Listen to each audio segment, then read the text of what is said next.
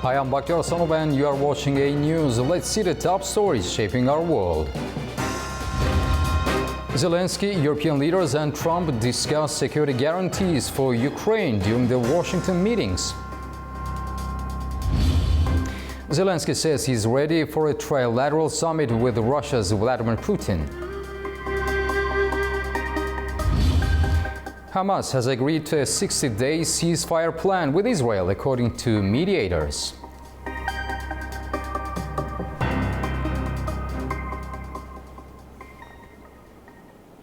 European leaders discussed security guarantees for Ukraine at Monday's White House summit with Donald Trump. The U.S. president also phoned the Kremlin to try and arrange a direct face-to-face meeting between Vladimir Putin and Volodymyr Zelenskyy.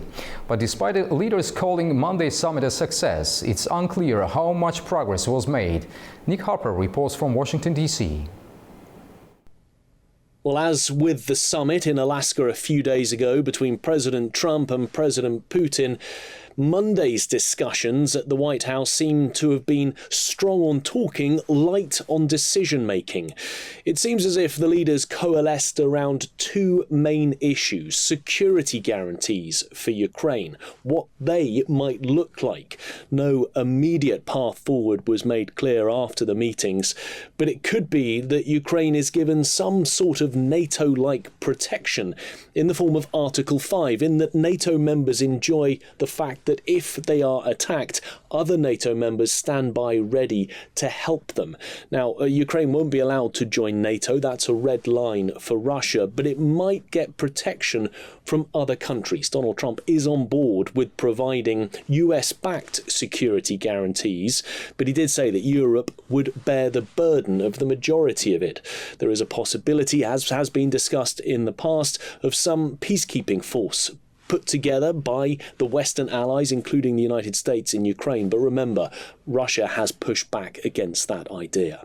Also discussed the possibility of more meetings. Donald Trump, in a post on social media, said that he had begun to make arrangements for a direct meeting between President Zelenskyy and President Putin that would be followed up by a trilateral meeting that he himself would also be involved in. He spoke to President Putin for 40 minutes on Monday.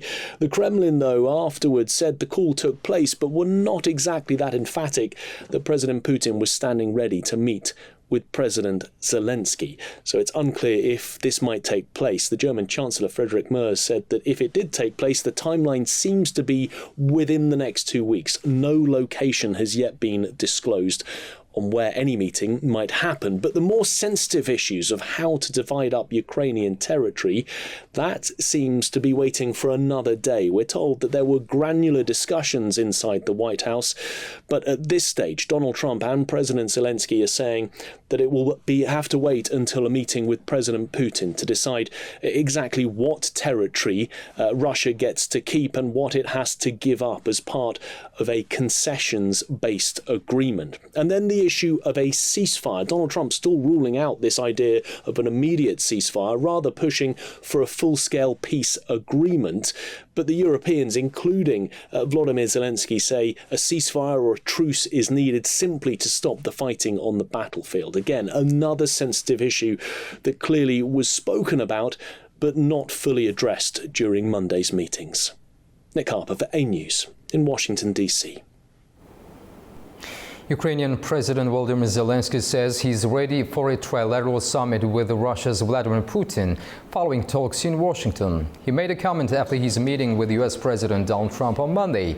The gathering comes just days after Trump's talks with President Vladimir Putin in Alaska last Friday, and a month after tensions flared during a fraught Oval Office exchange with Zelenskyy in February. Zelenskyy expressed hope the discussions could open the door to direct talks with Putin. Ukraine with us? We don't have any day. We just confirmed after this productive meeting with President and then with all our colleagues, with the partners, we confirmed that we are ready for a trilateral meeting. And if Russia proposed to President of the United States bilateral, and then we will see the result of bilateral, and then it can be the trilateral. So I said always, so Ukraine will never stop on the way to peace, and we are ready for any kind of format, but on the level of leaders. Hamas has agreed to a 60-day ceasefire plan with Israel, according to Egyptian officials. The deal includes the release of about half the hostages in Gaza in exchange for Palestinian prisoners. The proposal, backed by Egypt and Qatar, mirrors a framework earlier outlined by U.S. Special Envoy Steve Witkoff. Hamas confirmed its approval, while Israeli media reported the government had received a response. Prime Minister Benjamin Netanyahu has previously said Israel would only accept a deal if all hostages are freed at once. Morocco has delivered 95 tons of humanitarian and medical aid to the Gaza Strip, where famine continues to devastate the population. Aid access remains severely restricted, with shortages of food, medicine and rescue equipment worsening conditions for Gaza's 2.4 million residents. The health ministry said famine-related deaths have risen to 263, including 112 children. International organizations have repeatedly warned of catastrophic conditions in Gaza and urged Israel to lift its blockade to allow the safe delivery of aid. Palestinian families in Gaza say they cannot endure another displacement as Israeli threats to re-enter Gaza City mount. Humanitarian groups warn of a looming catastrophe if more than 1 million people are forced to move south. Palestinians in Gaza City are bracing for another mass displacement, with Israeli forces signalling plans to reassert control over the north. More than 2 million people are already crowded into a fraction of the Strip, leaving little space and few resources for survival. I have been displaced from Beit Lahia 5 times, to Khan Yunis al-Maghazi camp in the central Gaza Strip, then to Rafah. Then I returned to the town of Al-Zawaidah, and then we came back here. Now I will not be displaced even if it costs me my life. I will not be displaced because the financial means do not allow it. There is no work, no money, and no tents. Where do we go? There is no safe place.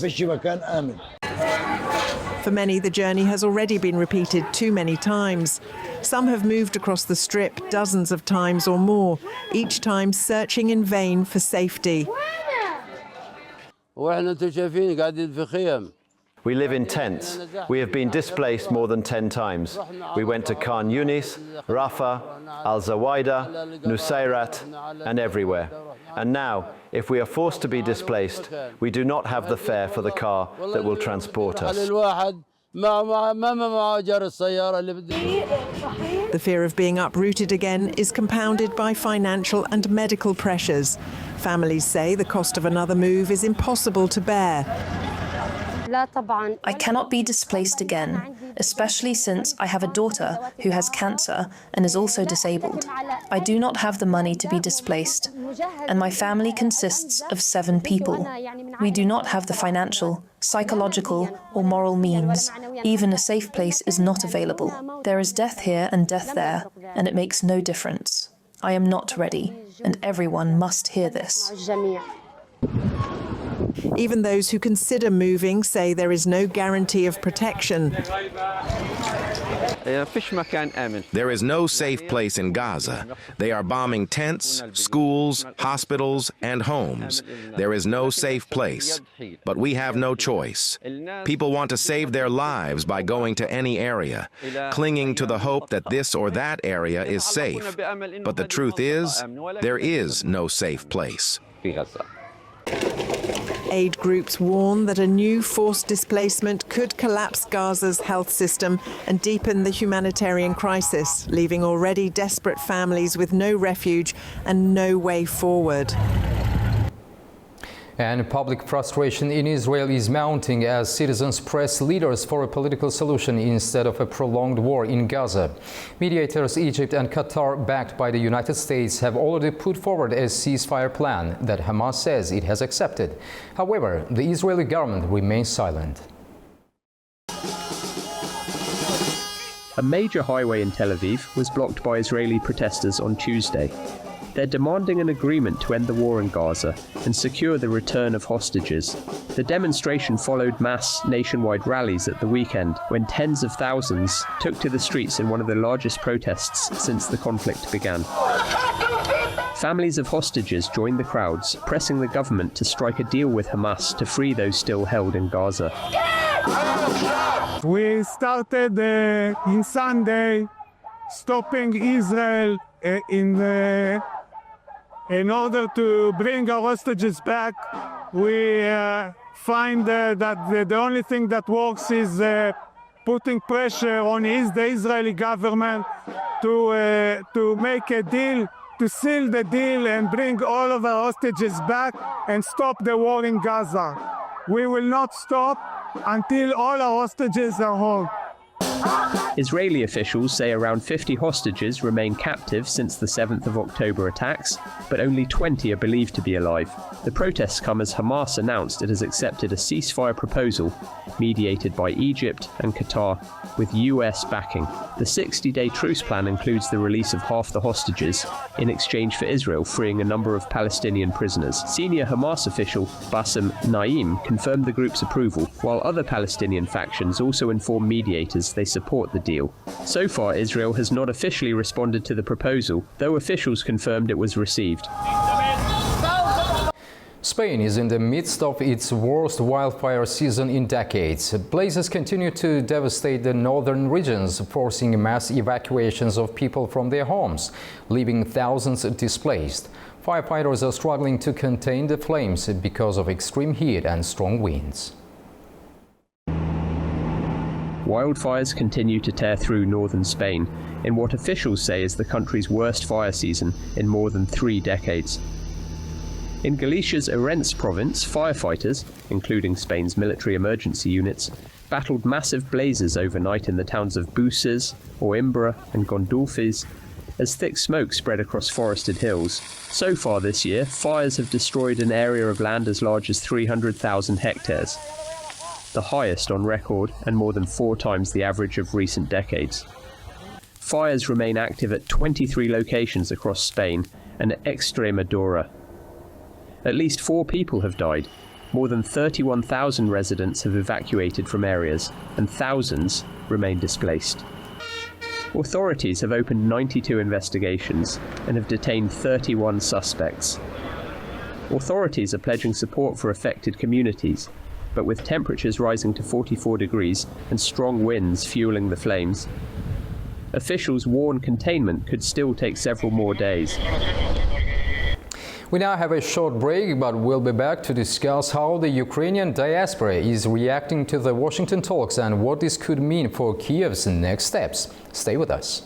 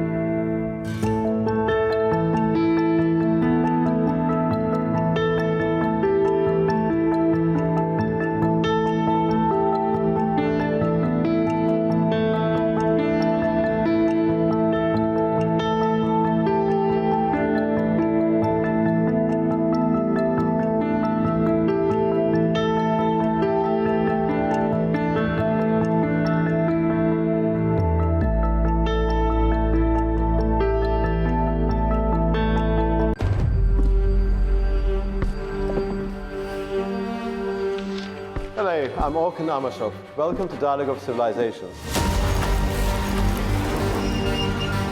No man is an island entire of itself. Our true connections as species go far beyond digital technology. In this exciting new series, I'll be exploring a vast and fascinating history of connections between civilizations and revealing secret bonds that have helped societies, cultures, and religions peacefully coexist. Join me and let's explore together.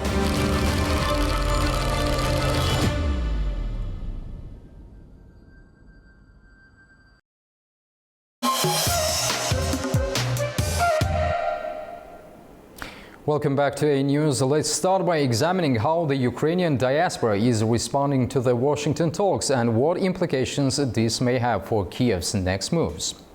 U.S. President Donald Trump hosted Ukrainian President Volodymyr Zelenskyy alongside several key European leaders for high-level talks on Ukraine. The meeting has been described by NATO Secretary General Mark Rutte as very successful, with discussions focusing on possible security guarantees as part of a potential peace deal. But how are these developments being viewed from a Ukrainian perspective, especially within the broader diaspora community? To help us understand this, I'm joined by Maria Dmitriev-Kapenyak, President of the Ukrainian Congress Committee of America, Illinois Division. Maria, thank you for joining us. Thank you for having me once again. Maria, first of all, how significant was the Washington meeting from a Ukrainian perspective? It is very successful. We have been communicating with members of the Ukrainian delegation, and they are very optimistic, and they're calling it a great success, which is gives us hope. And we are hoping for the peace because, as you know, no one wants peace more than Ukrainians, especially in Ukraine, but here abroad as well. Maria, President Zelenskyy sat down not only with President Trump, but also with several European leaders. What message do you think Kiev takes away from this? As much as we were frustrated and disheartened by the meeting on Friday, by so-called summit that took place in Alaska, there was also hope in that for us because we saw the backlash in the American society against the meeting with Putin. And it's not just Ukrainian diaspora. Americans of different descent, Americans have been outraged by that meeting, by hosting someone that is well-known war criminal on the U.S. soil. So a lot of organizations reached out to us expressing their outrage. And again, those are not Ukrainians, those are Americans. So I'm sure you've seen a protest in Alaska, and 80% of those protesters were actually American, and Alaska is very sparsely populated. So it's not just public outrage, it's a media outrage, it's outrage among politicians as well. The way how Russian president, who is the condemned war criminal, is being treated. So that gave us hope that society, American public, and I'm sure European public is outraged that Putin cannot win this war. And I'm sure that what really united European leaders and brought them to United States, seeing what it could end up with, that this would not be an actual peace, but maybe temporary ceasefire and capitulation, frankly speaking, because if Ukraine is giving up territories, that is not really peace, that's capitulation, and that is losing everything that Ukrainian defenders have been dying and fighting for all this time, for 3.5 years. So diaspora is very hopeful going forward. The coalition is of the willing, as so-called coalition of European leaders. That is exactly what we were hoping for, that this will be a wake-up call, that they have to be a little tougher, they have to act more decisive, they have to bring to the table, to the negotiating table, as we saw yesterday, a lot more that could help Ukraine with security guarantees. And security guarantees is the key word here. We're not talking about assurances like it did happen with Budapest Memorandum. Assurances is just a promise of something, but that does not have a legal way to be enforced. So security guarantees is a legally binding obligations that countries take on. And if that treaty is violated, then there be consequences. There must be consequences, not just an outrage and words. So I'm very hopeful, and we're very hopeful that the word security guarantee is dominating this conversation at this point. Maria, in your view, is Washington positioning itself as the main broker for a potential peace deal, or do Europeans still play an equally critical role? I think the Europeans just played and playing equally critical role in bringing and continuing these negotiations in the right direction. If not for their coalition of the willing, Ukraine would not have strength to uphold it on our own. So the fact that we see European leaders and NATO secretary sitting and coming along with President Zelenskyy and Ukrainian delegation is a huge help and strength. And again, I know they do want peace for Ukraine, but they also want peace for Europe, right? Because it is on the European continent. And they do have a knowledge of Putin. They've met with him multiple times, as opposed maybe definitely more times than President Trump did and the new administration. So they know his master manipulating plans. They know that the agreements that will be signed are not worth the ink that it's written with. So the hope is that, that this coalition was brought together as an extra strength, and everyone is very serious now about ending this war and about bringing justice and lasting peace. So how do you assess President Zelensky's diplomatic strategy during this visit? Did he achieve what Ukrainians expected from him? Again, the war is still going on, so I guess the end goals are yet to be seen. But the goals for this meeting specifically, as I understand, went very well because Ukraine is not conceding territories. We are asking for full exchange of prisoners of war, of all the prisoners, including civilians and journalists that are on occupied territories and in Russian prisons right now. They were talking about thousands of people that are tortured. So that is not negotiable. That must be done as a first step.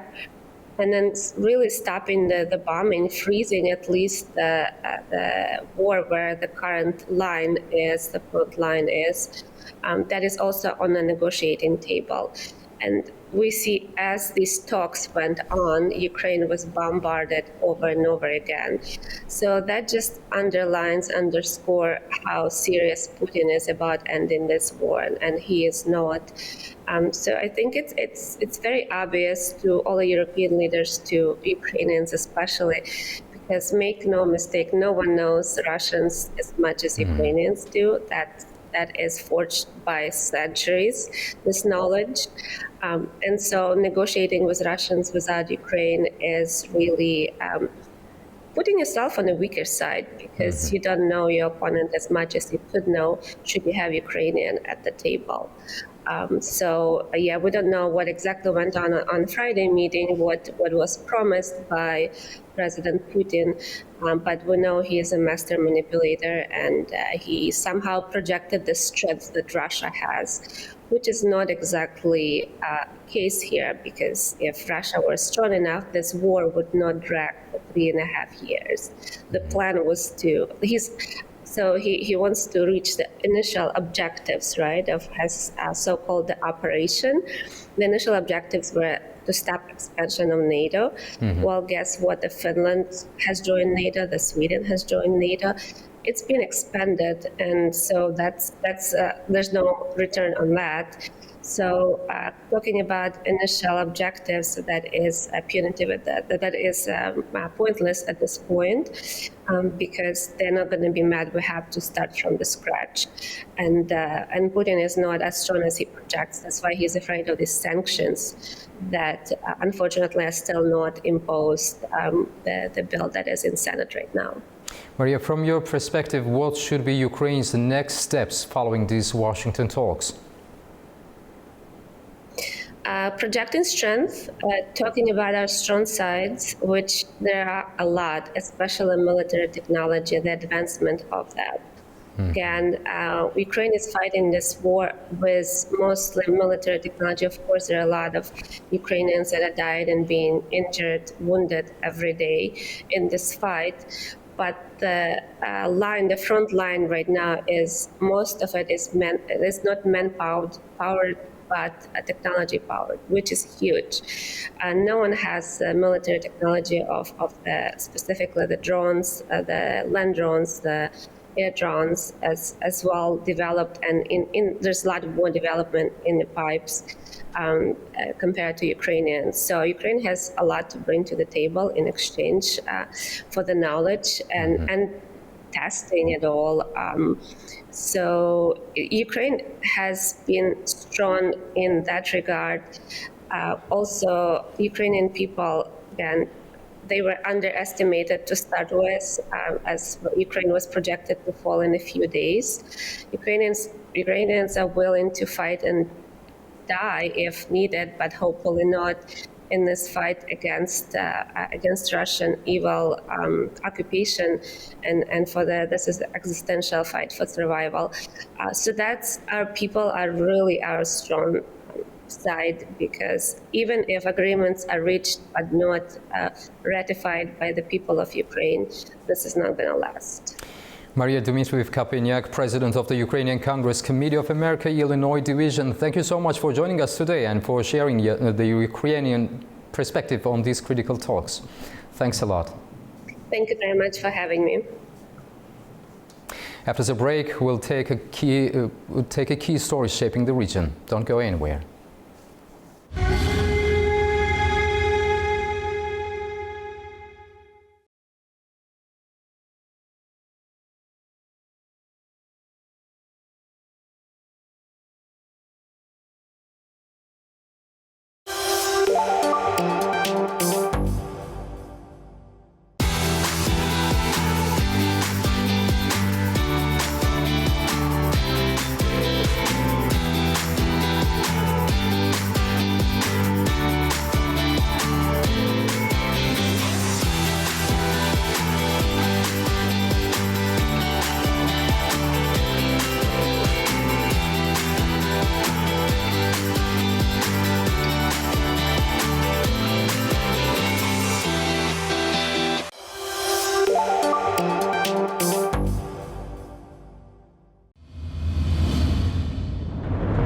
Mr. President, welcome to A News Exclusive. Where is the EU's China policy? China is an important international actor and player. The last summit between China and the EU has been a missed opportunity. I regret. When you look at the architecture of peace, which is currently being forged by Armenia and Azerbaijan, is this exactly what you were trying to achieve yourself? Do you feel slightly sorry that that declaration was signed in Washington, not in Brussels?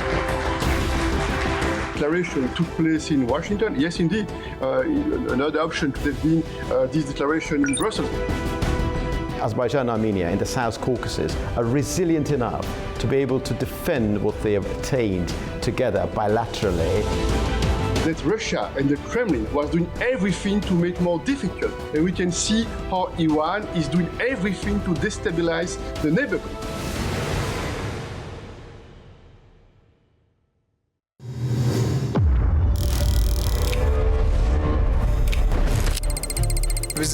Corridors are of great value to us. Construction works are being carried out on the Azerbaijani side, both rail and road.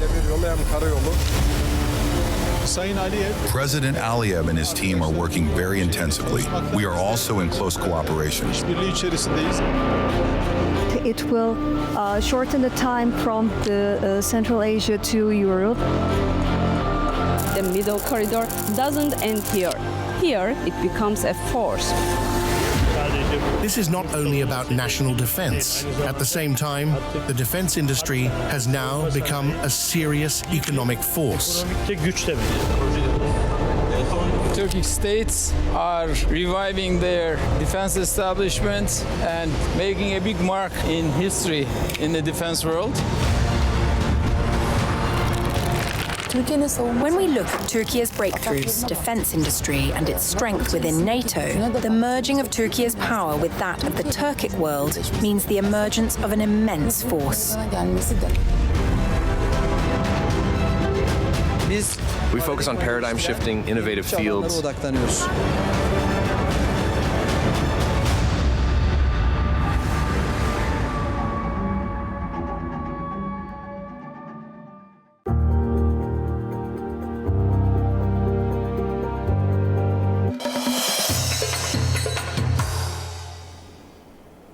Welcome back to A News. We are going to take a closer look at the key stories shaping the region. Armenia and Iran signed a series of cooperation agreements on Tuesday during Iranian President Masoud Pezeshkian's official visit to Yerevan. After the talks, a joint statement was issued and memorandums were signed in areas including energy, transport, tourism, education, healthcare and culture. A separate memorandum of understanding also outlined political consultations between the countries for the next 2 years. Pezeshkian said discussions focused on strengthening ties and advancing regional projects, including the North-South Transport Corridor and the East-West trade route. Pashinyan emphasized that all transport communications through Armenia will remain under Armenian sovereignty, with security guaranteed by Armenian authorities. Ukraine is in active negotiations with Azerbaijan for new natural gas supplies, according to Energy Minister Svitlana Hryntchuk. Talks also cover allowing non-residents to store gas in Ukraine's underground facilities and launching joint extraction projects under the Ukrainian-American Reconstruction Fund. Hryntchuk stressed that a new contract could be signed before the heating season. In late July, Naftogaz signed its first agreement with Socar Energy Ukraine, with a test delivery of Azerbaijani gas now moving through the Trans-Balkan corridor. Naftogaz says the step is strategically vital for building long-term cooperation. Syria's food security is under its greatest strain in decades after the worst drought in 36 years has slashed wheat production by around 40%, squeezing the country's cash-strapped government. The failure of securing large-scale purchases threatens millions who depend on subsidized bread. Syria is facing a potential food crisis after the worst drought in more than 3 decades, which has devastated wheat production. That's according to the United Nations, which says that this year's drought has cut national wheat output by about 40%. The UN is warning that around 3 million Syrians could soon face severe hunger. More than half of the population of 25 million is already food insecure. In the country's northeast, often called Syria's breadbasket, farmers like Abbas Othman from Kamishli have been left with no crop to collect. This year we planted 6 hectares and we harvested nothing. The crops didn't grow, and even the shepherds didn't benefit from the land. We incurred huge losses, including farm wages, seeds and fertilizer. We lost all of these costs. The shortage is a major challenge for Syria, which is trying to rebuild after the 14-year civil war. Wheat is Syria's most important crop, central to its subsidized bread program, but the government has been slow to organize large-scale imports, according to experts. Officials say only around 373,000 tons have been bought from local farmers this season, half of last year's volume. The government still needs to import about 2.5 million tons. Local production does not cover more than 2 to 3% of local demand, especially after a year of drought that hit Syria. Never in Syria's history has there been a year like this one, and therefore it can't be relied upon, especially since the main food in Syria is bread. In May, President Donald Trump announced the lifting of US sanctions on Syria in an effort to support recovery. Yet despite this, Damascus faces delays in payments. Russia, once Syria's main supplier, has largely suspended deliveries since December, citing financial problems and uncertainty about the new government. Aid workers and traders warn that without urgent action and international support, Syria could see its worst food crisis in decades. Flash floods in Pakistan have killed more than 300 people since Friday, and officials warn the toll is still climbing. Entire villages have been swept away in the country's north as authorities scramble to rescue survivors under the mud after landslides. Rescue operations are underway again after hours of delays from heavy downpours. More than 300 people have been killed, and officials warn the toll is still climbing as relentless monsoon rains trigger catastrophic floods across Pakistan. The hardest hit areas are in the mountainous north. In Khyber Pakhtunkhwa, sudden downpours sent floods rushing through villages, destroying homes, bridges, and livestock. Authorities have declared an emergency, but rescue teams say many people remain missing beneath the mud. This was a natural disaster which wiped out our entire village. Some people were taken away, some were saved, but many are still missing under the mud. In Pakistan-administered Kashmir, one family of 6 was wiped out overnight. Survivors now gather at gravesides, praying for those lost. There was very heavy rain, as if the day of judgment was approaching. Houses were damaged, about 300 or 400 people died, and our whole village on this side was destroyed. In northwest Pakistan alone, officials say that more than 300 people have died in just 2 days, marking the deadliest downpour of this year's monsoon season. And the threat isn't over. For now, villagers across northern Pakistan remain cut off, their residents left mourning, waiting and bracing for what the skies may bring next. The Uzatom agency hosted a Kazakh delegation led by Vice Minister of Ecology and Natural Resources Zomart Aliyev in Tashkent on Monday to advance cooperation in the nuclear sector. The sides discussed the seismic safety of nuclear plant sites, joint monitoring of radiation and environmental conditions, and mechanisms for emergency response. Uzbekistan highlighted progress on international nuclear safety commitments, while both countries stressed the potential of nuclear technologies in energy, medicine, agriculture and water treatment. The talks reaffirmed a bilateral commitment to safe and sustainable nuclear development in Central Asia.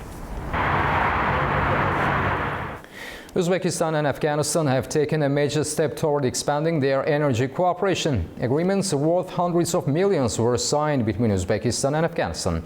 Our correspondent Tamim Bahi says more. The Uzbek Minister of Energy, Jorabek Mirza-Makhmadov, and Special Envoy Ismatullah Ergashev arrived in Kabul, where they met senior Afghan officials and congratulated them on the 4th anniversary of Taliban's return to power. During the visit, the two sides signed agreements worth $243 million for 4 key electricity projects. These include expanding transmission lines and substations in Kabul and Nangarhar, allowing Afghanistan to import up to 1,000 megawatts of electricity from Uzbekistan within the next 18 months. Deputy Prime Minister for Economic Affairs Abdul Ghani Brada urged the timely and high-quality completion of the projects.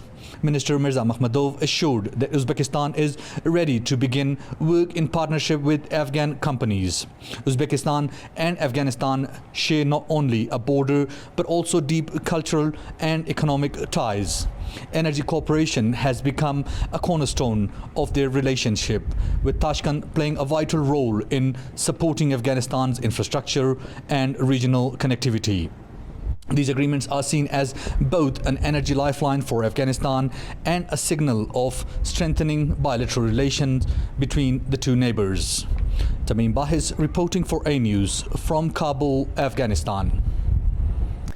Preparations are well underway in Astana for the 8th Congress of Leaders of World and Traditional Religions. This large-scale event will bring together representatives from over 60 countries to discuss important global issues. The Congress will be held under the leadership of Kazakhstan's President Kassym-Jomart Tokayev. Our correspondent in Kazakhstan has the details. On September 17th and 18th, Astana will host the 8th Congress of Leaders of World and Traditional Religions, a major international event bringing together spiritual leaders and experts from around the world. This year, the forum will be chaired by Kazakhstan's President Kassym-Jomart Tokayev and is expected to welcome more than 100 delegations from nearly 60 countries.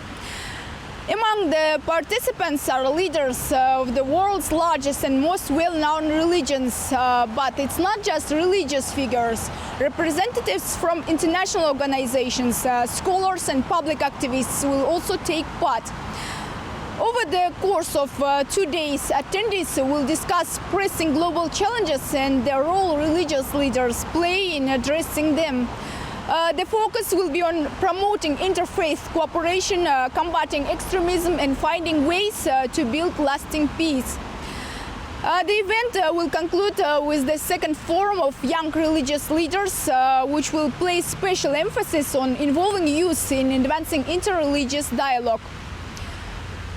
For Kazakhstan, hosting this Congress is a significant milestone. The country is home to over 130 ethnic groups and 18 religious communities, so issues of peaceful coexistence and mutual respect are especially important here. What's more, hosting the forum strengthens Kazakhstan's international image as a neutral platform for dialogue between East and West. In today's unstable world, this Congress provides a crucial channel for discussing ways to peace and cooperation. The first Congress of Leaders of World and Traditional Religions took place in Astana back in 2003. Since then, it has become a regular event held every 3 years and has grown into a respected international platform for discussing religious, humanitarian and social issues. Considering that around 85% of the world's population identifies with some religion, the involvement of spiritual leaders in global affairs is more important now than ever before. From Almaty, Kazakhstan, Hariza Kalimurzina, A News. After the break, we will take a closer look at Ukraine's efforts to secure alternative energy sources, the potential impact of these talks with Baku on the country's energy security.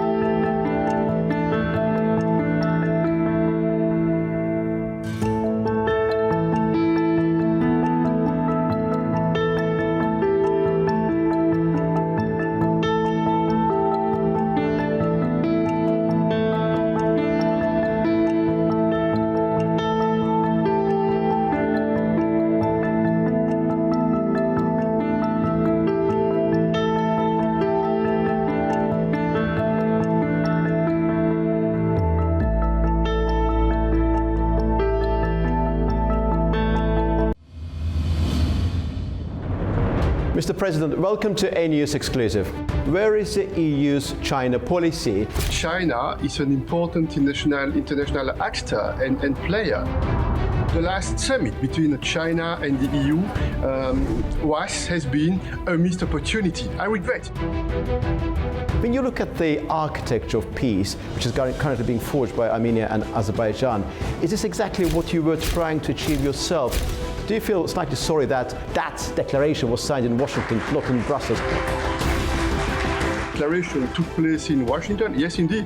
Another option could have been this declaration in Brussels. Azerbaijan and Armenia in the South Caucasus are resilient enough to be able to defend what they have attained together bilaterally. That Russia and the Kremlin was doing everything to make it more difficult. And we can see how Iran is doing everything to destabilize the neighborhood.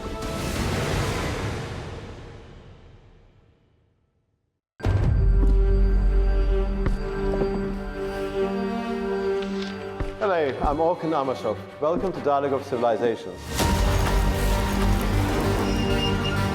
No man is an island entire of itself. Our true connection as species go far beyond digital technology.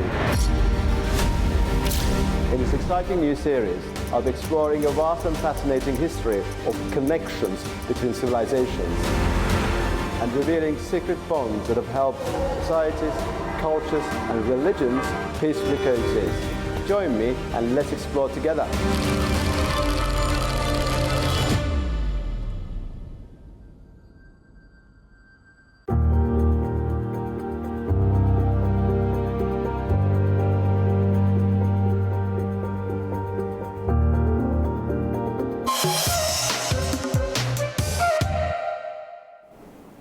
Welcome back to A News. Now we will discuss Ukraine's efforts to secure new gas supplies from Baku and the impact of recent Russian attacks on fuel infrastructure. Ukraine is actively seeking to diversify its energy sources amidst ongoing security challenges. Ukrainian Energy Minister reports that Kiev is in talks with Baku to secure new gas supplies as Russian attacks recently targeted a Sochar depot, disrupting fuel distribution. To help us analyze the situation, we are joined by Nikola Mikovic, journalist and political analyst, joining us from Belgrade, Serbia. Mr. Mikovic, welcome to the program. Thank you for having me. Mr. Mikovic, how significant is Ukraine's move to secure new gas supplies from Azerbaijan? Well, that's still the initial phase. According to Ukrainian Prime Minister Yulia Sviridenko, Kiev plans to have 13.2, I believe, billion cubic meters of gas in its underground storage for the upcoming heating season. And in order to secure that, it needs to find reliable producers because, as we know, it is no longer purchasing Russian gas, or at least not directly from Russia. We know that in the past it was buying the de facto Russian gas from Slovakia. And in July, Ukraine launched the first pilot delivery of natural gas from Azerbaijan using the Trans-Balkan corridor. That's the route that runs from Bulgaria through Romania, then to the Ukrainian border. Ukraine basically aims to test volumes of gas from Azerbaijan because it sees that as an alternative to supplies that were coming from Russia in the past. And of course, it aims to diversify its energy supply sources. Now, the gas purchase agreement that was concluded between Naftogaz of Ukraine and Sochar, Azerbaijani company, it's actually Sochar Energy Ukraine, but still it's an Azerbaijani company, is very important. As I said, it's still the initial phase. It takes us a long time to get implemented, but in the future, Ukraine could get some Azerbaijani gas. It remains to be seen the exact volume because Azerbaijan produces around 48 billion cubic meters of natural gas. That was according to the official information. That's the amount that it produced in 2023. Now, the problem is that although Baku increases production every year, it signed long-term contracts with other countries interested in Azerbaijani gas, so it remains to be seen how much Ukraine will actually get. I don't think this year it will get a lot, but in the future it is possible that it will manage to buy a significant amount of Azerbaijani gas through the Trans-Balkan corridor, unless Russia tries to disrupt those plans. How have recent Russian attacks impacted Ukraine's electricity grids and gas pipelines? Well, this year, Russia did not launch missile and drone strikes on Ukrainian energy infrastructure as much as it did last year, which means that the population did not face those blackouts.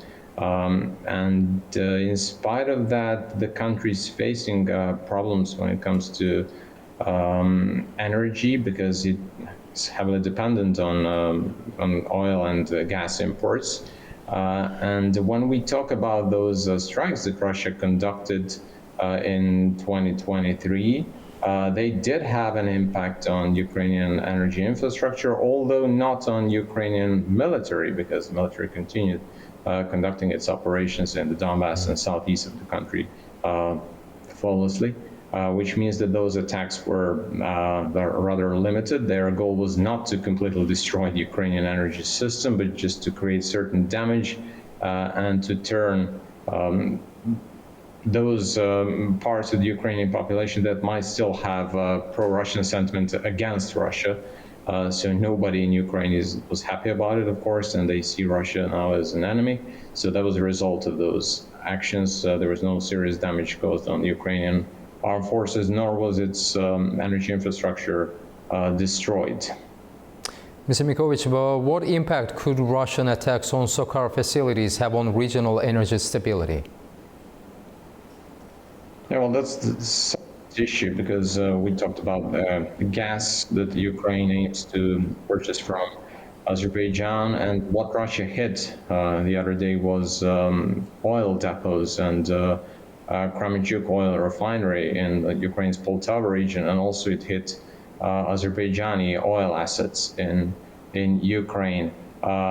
It did have an impact on Russian-Azerbaijani relations, and I don't think they will manage to get back to the pre-July 2025 phase anytime soon, because Russia continued striking Azerbaijani assets, and it also arrested top members of Azerbaijani diaspora in Russia.